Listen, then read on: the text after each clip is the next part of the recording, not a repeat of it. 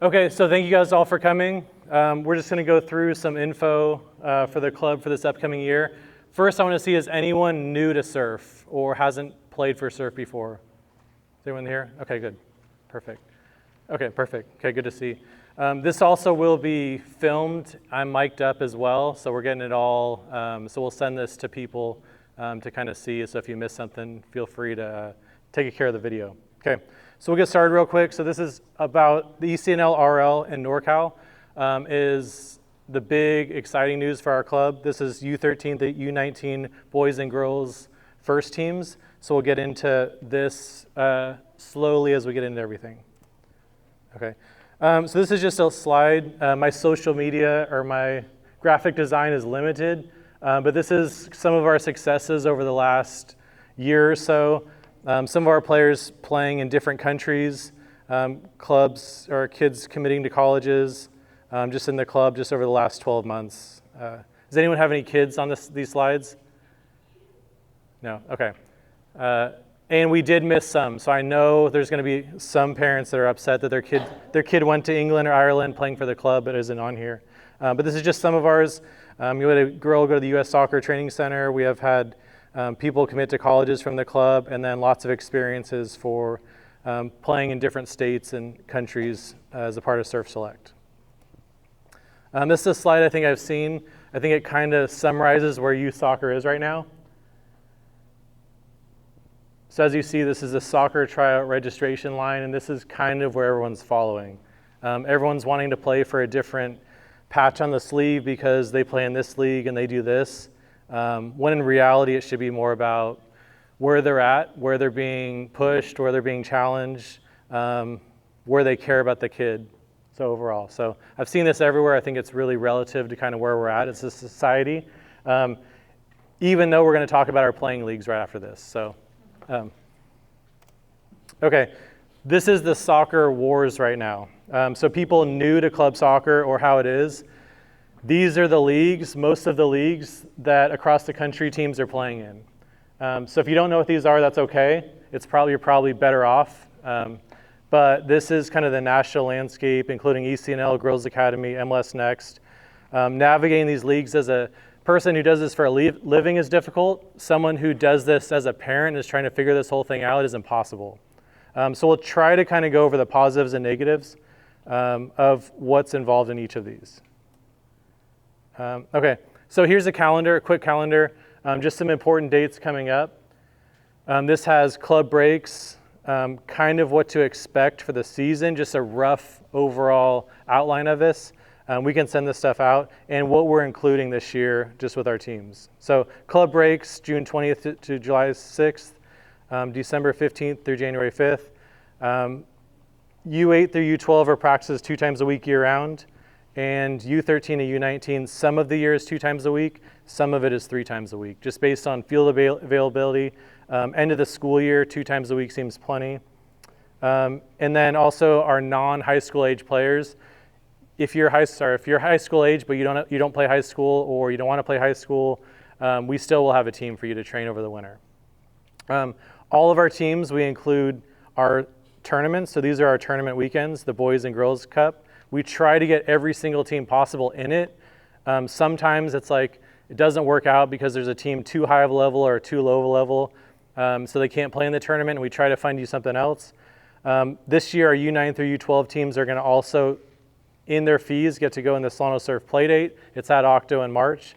And then our U9 through U12 and our U13 through U19 second teams, instead of giving everyone money, we're going to assign them certain tournaments.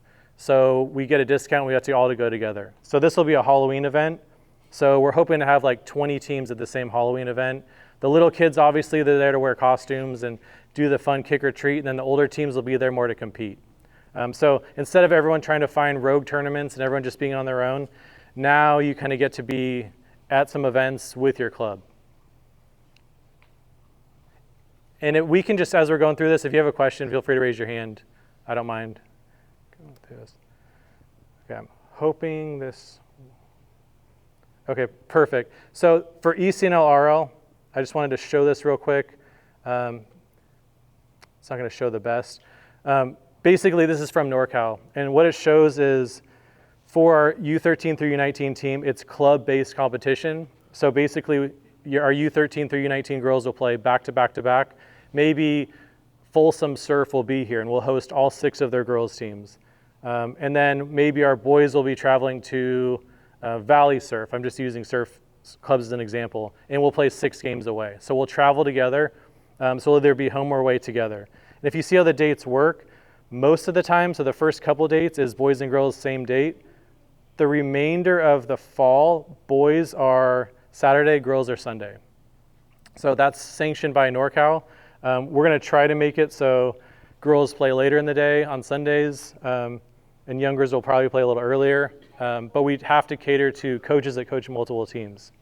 And that was part of how we assign coaches. So if a coach coaches 2 teams and they coach 1 boys and 1 girls team, they're going to be Saturday and Sunday, 1 game each day. If they coach 2 boys teams, they can go back to back on the same day, same location.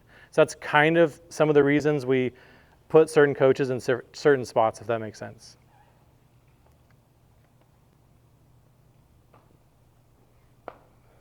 Okay, so if you haven't seen our coaching slate, if you missed out, because this slide took me a really long time to learn how to make.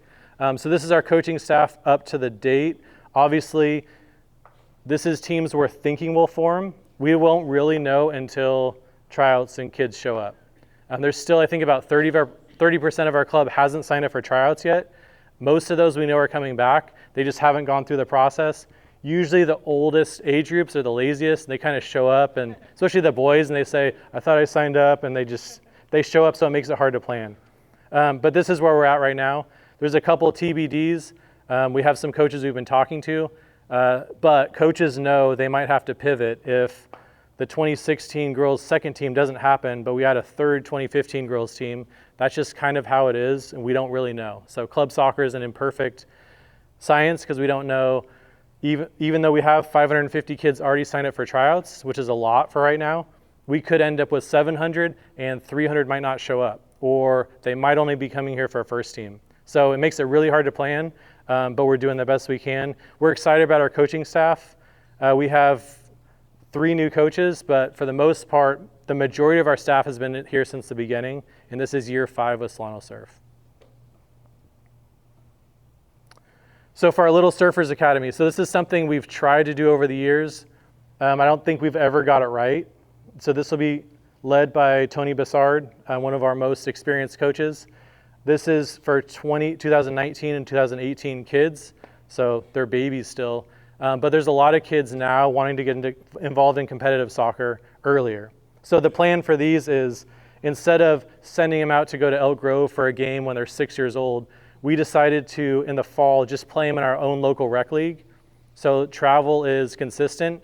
It's to Octo. And if we have to play them up a little age group, like we can figure out different ways to get them involved. They'll have a professional coach. They'll train twice a week. Hopefully, they'll do eventually pretty well in our recreational league to make us look good. But if not, then it's Tony's fault. So we hope they'll do well. He's an experienced coach. We're trying to get pools of 10 boys and 10 girls minimum. So we have full rosters to get through this. They'll have over 60 trainings throughout the year. So that's starting in June through the end of May with our breaks in between. In the Winter League, they'll do an indoor league, so probably the Vacaville Indoor League. That's all included in their fees. Their uniform will be included, soccer ball will be included. Instead of trying to nickel and dime people along the way, I think, especially with the littlest ones, we're trying to keep them as close to home. Instead of spending time in the car driving to a game, we'd rather them just be playing and training and staying home. The spring is like the first time they'll actually play outside the club because our spring league wouldn't be of their age or ability by that time. So they'll play 4 play dates. One of them we host, and then it would be 3 away. So those are 3 Sundays where you go play 3 games in a day. So it could be a Santa Rosa day, but it's all 3 games in one Sunday. So it'd be boys would play with the team, girls would play with the team. So it'd be 3 days traveling in the whole year, which I think for this age, just getting them, I know a lot of them are playing other sports. I think this is the best way to do it. For the competitive kit, I just want to throw this in here. This is our new competitive kit. Obviously the blue is the returning jersey. So if you're returning to the club, you're not on the hook to purchase that one because you already have it. Here's the new white jersey. So it says Solano instead of New England on it. And this is the new practice jersey and the new jacket. And we get asked all the time, we don't pick any of this. Surf and the 55 teams underneath it are on the hook for this stuff, and we have no flexibility to change any of this stuff, okay? So this is by them. We can buy extra stuff, but we can't buy less. So we have to show up to games in these. Okay, now we'll get into ECNL RL, which is I think what most people want to kind of find out about it. This is straight from NorCal. We're an ECNL RL for, membership club. On the girls' side, I think there's around 17 now, and boys it's around 16. I'll show you in a map it a little bit, which is a little bit off. So we're guaranteed access in the ECNL RL for U13 to U19, every age group. Our 15s through 19s will be involved in the League Cup, which I'll kind of explain in a little bit. We'll get a reduced league fee. We get free state cup admission. Obviously it's not free, the league's not free, but it comes with it. And then we can use the branding. Some clubs, if you're not an ECNL club and you have one really good age group, which originally that's how 2 of our teams got in, they can still play in this league, but it'll just be like a rogue team or a rogue club. Here's the pathway for a NorCal. So if you kind of see, it starts the lowest level is a Super Rec League. Then you go into bronze, then silver, then gold. Then it goes into State Premier League, NPL. Next up is the ECNL RL League. And then ECNL Boys and Girls is the highest. So obviously that's the goal. That's the highest level of play for girls. Boys is competitive with MLS Next. But that's the goal eventually for the club, which I'll kind of get into. Okay, club promotion relegation. So yes, here's the difficult part is when you get in these clubs, you can get relegated. But because it's a new league, we have 3 years. So if you have a rough first year and you do poorly in one age group, it doesn't matter because you have 3 years to kind of figure it out. After that, they're going to start relegating clubs, or they'll get moved down to NPL, and NPL clubs will be moved back up. So if you see, so for the teams that get in, the individual teams, they can be relegated, but our club, as a club, we cannot for 3 years. Okay, so this is the confusing thing for a lot of people. So there is an ECNL RL NorCal and an ECNL RL Golden State. Anyone here know the difference? Okay, good. We're in the right place then. So ECNL RL NorCal is what we are in.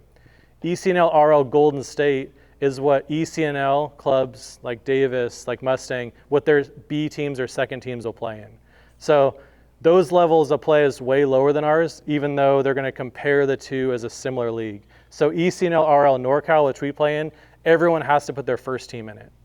Their highest level players, their highest level teams. ECNL RL Golden State, again, is everyone's second teams. Okay. There is I'll get into this a little bit more, but there is at least one team is guaranteed to go from ECNL RL NorCal into ECNL the following year, which is the goal for every club. Girls Academy, so here's the other one. So people might know Napa just got Girls Academy. So it's another competing organization that goes against ECNL. 2 of those Girls Academy clubs just dropped to go into ECNL RL NorCal this year because that's kind of the pathway everybody's going to try to get into ECNL. MLS. So MLS on the boys' side is still the top. So we acknowledge it. Napa has MLS Next. Sac United has MLS Next. Their Tier 2, which they will sell players on, is lower level than ECNL RL. So just because you're a Napa and you're playing, if you're playing the first team, we're all for if you want to get an MLS Next and you make the team, we think that's a good pathway for some kids if you want to play professionally. If you get in their Tier 2, that's lower level than what we offer. So just be careful when you go through those tryouts. If they offer you Tier 2, but they say, if you do really well, you'll move up. The problem is there's probably 20 kids on the team above you that are not really going to be pushed down. It's just sometimes it's just a carrot to get people in. So ECNL promotion. So this was given to us from NorCal. So 2 clubs to be promoted to 25-26 season, guaranteed. So they're talking about between 3 and 5 possibly from RL to ECNL, but guaranteed 1 boys, 1 girls. So this is the goal for everybody. Promotion will be based on meeting the minimum standards, performance, geography, and alignment. Our alignment is, so geography, we think we're number one for geography-wise. So if you look, this is a lot of the GA and ECNL clubs, and you see that it gets really saturated, especially when you go down to San Jose area or Sacramento area. There's clubs on top of each other. If you go down to San Jose, there's 4 ECNL girls clubs that share the same soccer complex. So I've been out there in Sunnyvale. You go out there and it's MVLA on this field, Bay Area Surf on the next field, and kids are with one club one day and the other club the next day because it's all in the same spot. So they're really looking to grow, and geographically, I think we're in a really good place, primed to get an ECNL spot. To our east, Davis obviously is the closest, and then you look around us, Marin, Santa Rosa, Mustang would be the closest ECNL clubs. It's still a decent drive though. Okay, so was the boys clubs that were in ECNL RL. As you see, there is a Fresno in there. I think they added another one that's far away. Obviously, there is some travel involved. There is 16 games, which means 8 home, 8 away. But that means out of the 8 away, one could be Clovis, but there's also a San Ramon. There's a Revolution, which is in Brentwood. There's a Livermore. So most of the games aren't going to be too far away, but travel will be a lot less than it's been for teams playing in NPL. Here's the girls clubs. This was about 2 months ago, so there's a couple clubs in here that have either changed leagues or joined our league. So it's a little bit different, but you can kind of get a picture of what the travel is going to look like. You see there's a Concord club, a Walnut Creek club, a Berkeley club. So the travel is really not too bad. Okay, League Cup. So this is also something brand new. So our U15 through U19 teams, in addition to ECNL RL, will play in a League Cup.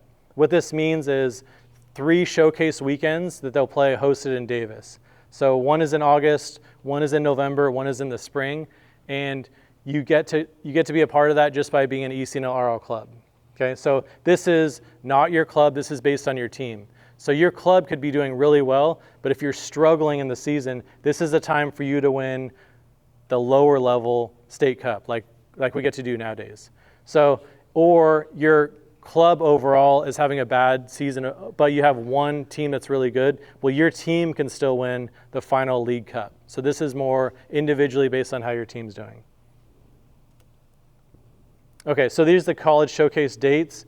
So these are included for our U15 to U19 ECNL RL clubs. NPL clubs no longer have access to this, which has been in the past. So your League Cup games are now going to be seen by college coaches. So in Davis, the college coaches complained about, we go to these showcase games, the teams don't really care, they're about to start high school because there's nothing on the line. If they win 1-0 or tie 1-1, nothing really changes. But now if they're in a League Cup and it's a quarterfinal game and they lose and they're done, it makes it a little more exciting for the college coaches and they have a little more skin in the game.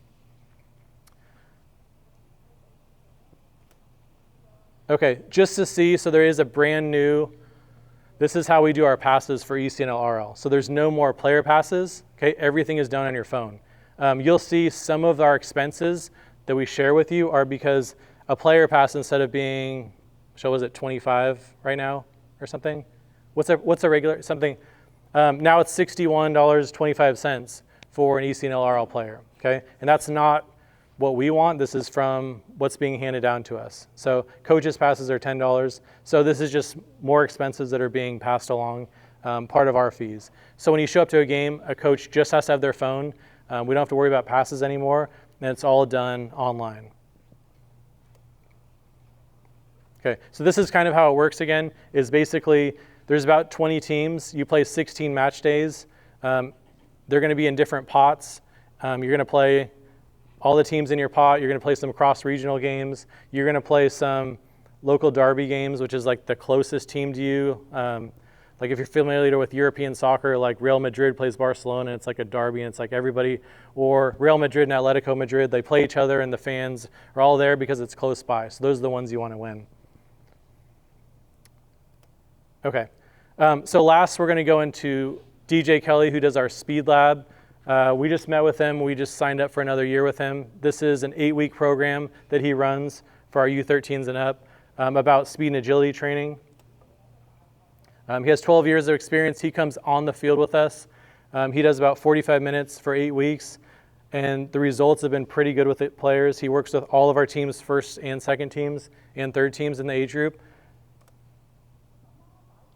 His thing is, yes, you can teach speed. I know we always think this kid's fast, this kid's slow, but they can improve.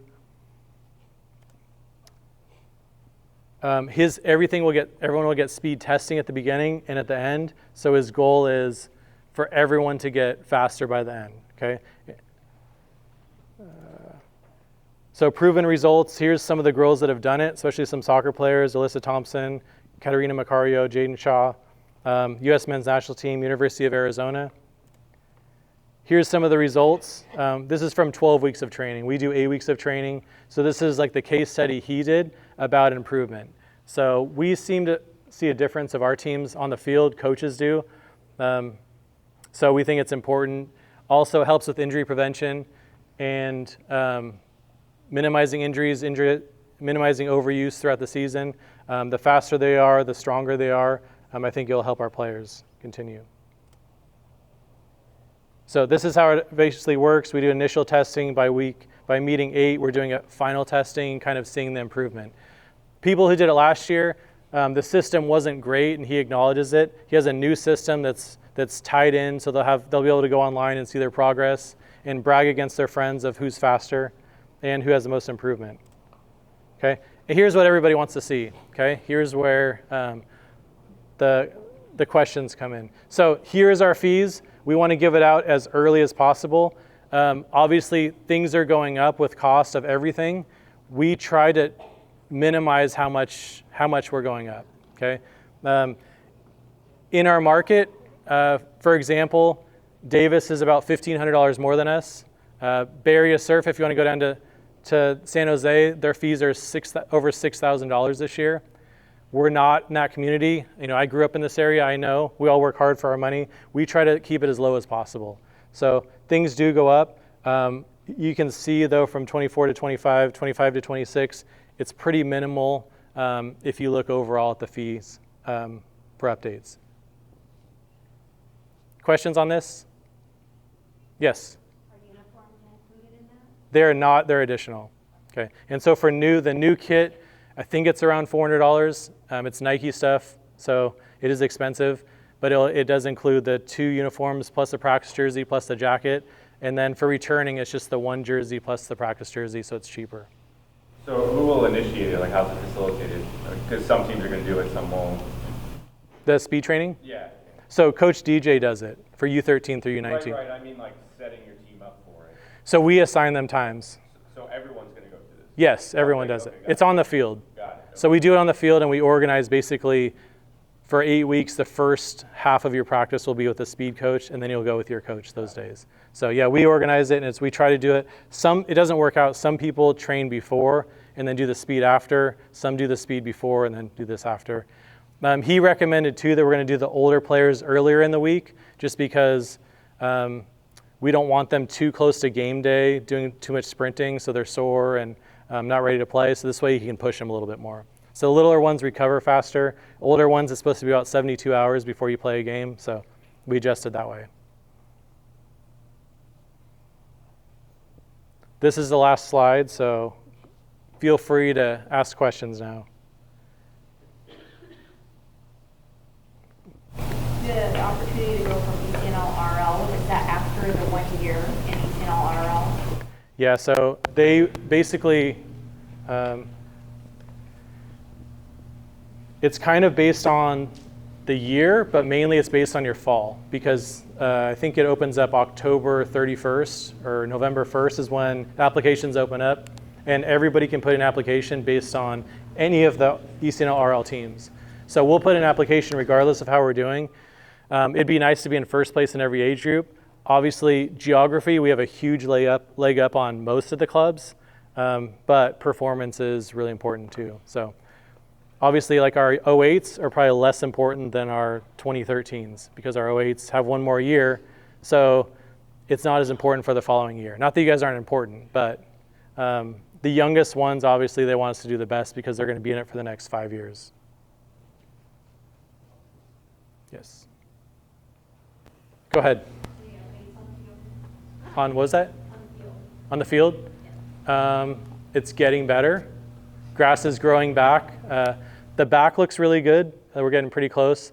The front is still a work in progress. We're learning as we go, trying to get it better. The goal is for it to be in the fall 100%, but the grass grows when the grass grows. So it's getting better every day. This is why the grass on the front is, we're keeping it long, is for the seed to grow.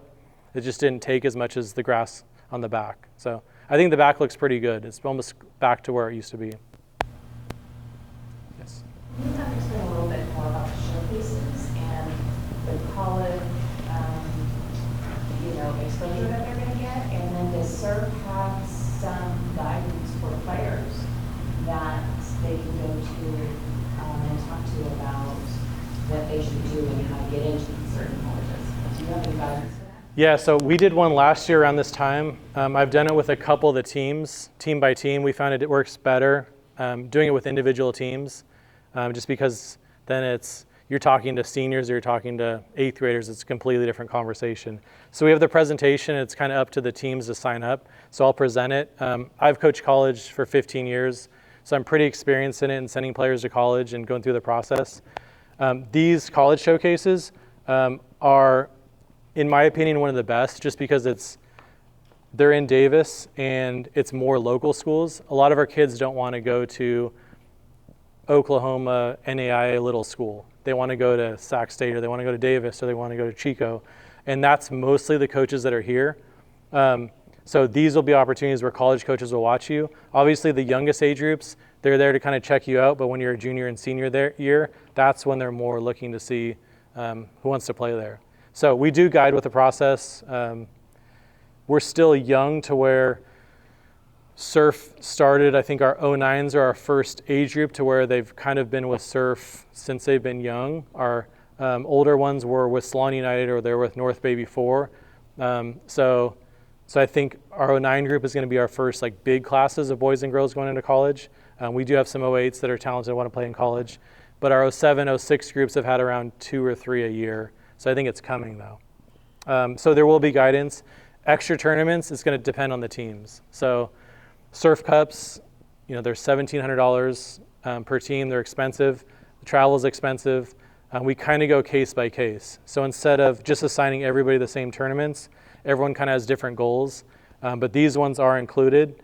There is some ECNL RL showcase opportunities, but it's going to be more based on if a team wants to do it. They can fundraise or they can charge the team for it, and then they'll do it individually. But we do give guidance of what tournaments to do for the teams that want to do it. I think a lot of our higher level teams have done Surf Cups in San Diego. I mean, we've been to San Diego. A bunch of our teams went to Vegas in March. So there's a lot of opportunities. Also with Surf Nation, there's people that have done NorCal Surf has been a frustrating process. Now it's going to be governed by Surf overall. So they're going to have tryouts to make the NorCal Surf team. If you do well, you can make on the Surf National team, which is just extra opportunities for people to play in. And that could be nationally or could be internationally. Makes sense. Any other questions? I have a question about age groups. Is there ever going to be a change in age group where, I just heard. You had to go there, right? Yeah. We almost got through. So as of now, fall 2026, we've been told there's going to be an age group change, which is going to go from birth year to school year, which would be either a September 1st or an August 1st date, trying to align more, getting more kids to play soccer. Coaches and clubs don't agree with it and don't like it. It's more catering for the top 1% of kids. So a college coach can go watch a team and say, these are all seniors in high school, which isn't the majority of kids. A lot of kids just want to play soccer and they want to play with their friends, and they're happy with their teammates. We're not too worried about it because we've been told that it could change. So as information comes, we can send it out, but we also don't want to scare people if it can change. So when we go down that road, we've already had internal discussions. We might have a cutoff at U14 and say, you teams are just going to stay together and age out because you guys have been together forever. And starting at this age group, we're going to put you in your change age groups that way. if it's more beneficial for the kid. So like, for example, if they could stay 9v9 one more year, we think it's more beneficial for them. They get more touches, they get to play in a smaller field. Instead of playing up an 11v11, when they get the ball less, the field's bigger, so it might not benefit them as much. So we talk about it all the time. We hope stuff changes and it doesn't happen, but we're also kind of prepared and know that it's coming. If that kind of answers your question. Yeah, I was just wondering because I do have three that have late birthdays, and so it kind of does affect them. Like right now I have a junior, all her senior teammates are graduating, so there's only like 6, and it's just kind of like, oh no, what are you doing now next year? She's not going to have a team, is it going to be a team or not? And so now I'm going to have to deal with that in the future for my freshman, oncoming sophomore, and then my 9-year-old. So they all have late birthdays. So to me, it would be easier if they played with, I mean, for my personal. You should have planned that out better, is the process. The thing is no matter what, there's going to be seniors or juniors that are on a senior team. I mean, it's going to happen, and there's going to be 8th graders that their friends all go to play in high school, and for that winter, they're going to have to train with the age group lower. I mean, it's just, no matter how they do it, even if they change it, there's still going to be kids left out. Like right now, our U19 teams have some juniors on it because they can't play U17, so they're stuck for another year, which is good for our younger coaches because they get extra players. And U19s, you can have a roster of 30 and you'll still end up with 10 on a Saturday, a prom or something. So having big rosters at the older age groups is beneficial. Makes sense. Yes? Are there still discussions around field sites, just given the winter time, lack of lights, and displacement? I know that was about a year ago. You guys were looking at this. Field lights or No, like actual sites. Yes, there is fields. Mike, I don't know if you want to potential field in being built, the Matt Garcia. Yeah, so the question was about new sites. Yeah. Online. Yeah, just I know that that actually there was like open communication about it. Yeah. To go look at it, and I think there was a whole voting on it. Yeah. The mosquitoes and that whole thing. Yeah. But yeah, anything new with that? Yeah, so the city has voted to move forward with the Matt Garcia Park. It's a 50-acre park. It's going to have 6 fields. They'll all be lit. 1 will be artificial turf, 5 will be natural grass. The first 2 fields, I've been told, will be online within 3 years from February. So the clock's ticking. Wow, So pretty cool. hopefully that's true. We don't have a lot of control over it because we don't have a lot of money, and that's what it's going to take. So they do have some funding to get the thing started. They don't currently have funding to complete the park. So that's something we're going to have ongoing conversations with the city about. Great. Anyone knows of any land that's available for cheap? We are very interested and highly motivated. We have 2 kids and not enough space, not enough field space, not enough parking, and so it is something that we've been working with our partners in the city to try to push forward in the county as well. And there's support, but there needs to be money behind it. Yeah, so it wouldn't be a surf site such as you partner with the city on a site that they It would choose. potentially be a similar arrangement to what we have with Octo, where we have preferred access, and in exchange, we take on some maintenance tasks. It's so far out in the future, those conversations haven't begun yet. Yeah. Although we are working closely with them on the site plan and how we would build it. Cool, that's good news. Even free field space, turf fields are about $1 million to put in, so lights are additional. So the place with the mosquitoes, they stopped looking at it because they wanted to give us a little bit of money to start, which wouldn't even put in a parking lot. And then to start fields construction is, many millions of dollars to even get started. So we're hoping the city comes through. Other cities have turf fields that they use for clubs. We don't. We tried it over the winter. We try to use every high school. The problem is they all play boys and girls soccer, and they have JV teams, they have varsity teams, so it's tough to sneak on whenever we can. So that's why in the winter we're always looking. We're never really there. We have no solution really ever, and it kind of depends on week by week. Sometimes they'll say it's available Tuesday at 8 p.m. and we'll try to jump on it, but it's not like a specific like here's our time, because we would take and we would pay for anything we can get. But turf is at a premium in this area.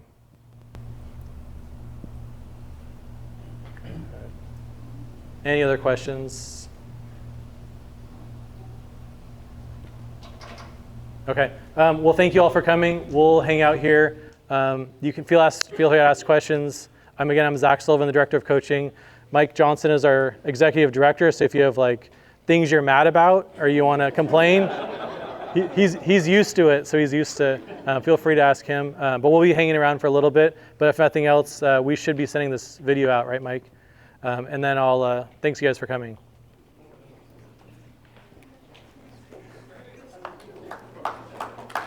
Oh yeah.